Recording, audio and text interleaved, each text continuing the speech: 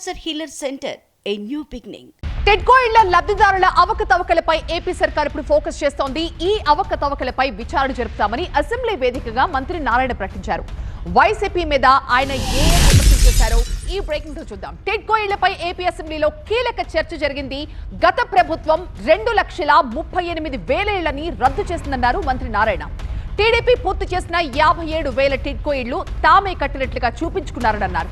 22,640 మంది టిడ్కో లబ్ధిదారులను కూడా వైసీపీ తొలగించింది అన్నారు. త్వరలోనే బ్యాంకులకు బకాయిలు చెల్లిస్తాం, జూన్ 12లోగా పెండింగ్ ఇళ్లను పూర్తి చేస్తామన్నారు నారాయణ. లబ్ధిదారుల అవకతవకలపై విచారణ జరుపుతామని చెప్పారు మంత్రి. ప్రతి పేదవాడికి మంచి వంటి ఇల్లు ఇవ్వాలనే ఉద్దేశంతో 7,01,480 ఇళ్ళు యాక్చువల్గా శాంక్షన్ చేశాం. అందులో 4,54,704 ఇళ్ళు టెండర్ పిలిచి గ్రౌండ్ చేశాం అధ్యక్ష.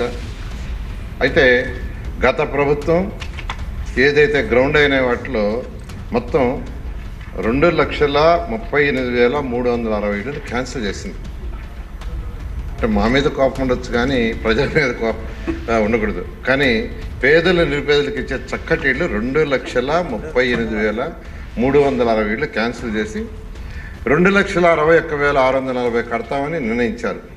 కానీ అదన్నా కట్టారంటే 5 సంవత్సరాలు కలిసి వాళ్ళు కట్టింది పూర్తి చేసింది 57,040. ఆ 57,040లో కూడా మనం చేసినవే 2014-19లో ఏదైతే చేసినామో వాటిని కంప్లీట్ చేసేట్టు చూపించారు. అయితే దీంట్లో అనేక సమస్యలు అటు బెనిఫిషియర్స్కి కాంట్రాక్టులకు వచ్చినాయి. ఈ సంవత్సరం జూన్ 12 లోపల 430, 360 కంప్లీట్ చేయమన్నారు. ఎందుకంటే ఈ సమస్యలన్నీ వాడికి ఎక్కువ వచ్చినాయి కాబట్టి అవి కంప్లీట్ చేయమన్నారు, ఇన్ఫ్రాస్ట్రక్చర్ చేయమన్నారు. అది కంప్లీట్గా జూన్ 12 లోపల 430 అండ్ 360 కంప్లీట్ చేస్తాం.